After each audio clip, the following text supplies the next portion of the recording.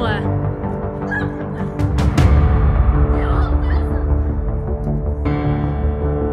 И вот это происходит у нас на Араванской, прям возле моего дома. Какой-то мужчина избивает как девушку. Может, он ей даже никто.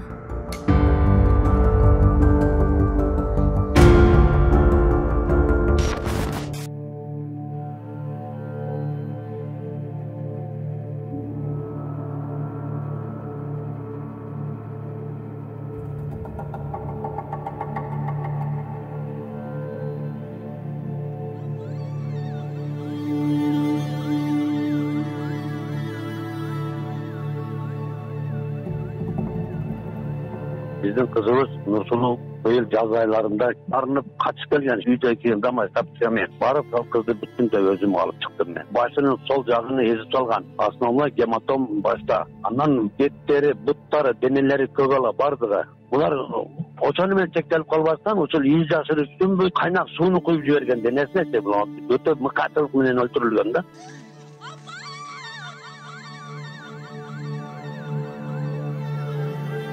Кулошун берген сурагында келинче экөө үйүндө акча тууралуу пикир келишпестерден улам чыр чыгып, андан соң келинчегин кара куш тушуна бир жолу пут менен тээп жибергендигин, ошондой эле эки жолу жаак тушка мушту менен чаап жибергендигин билдирген.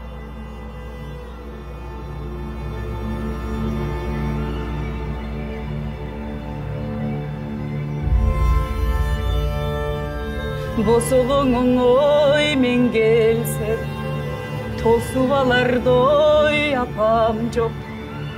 Керегеңең ой мен келсе кел деп тосордой апам жок.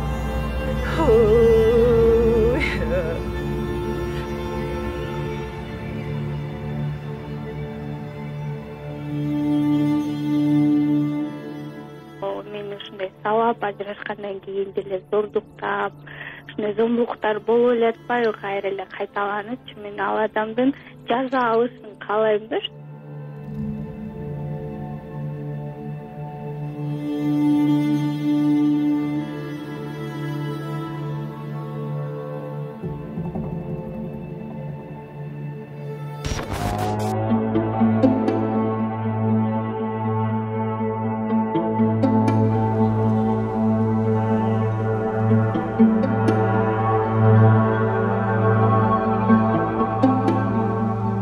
İnsanların haberinin bile olmadığı bir durum.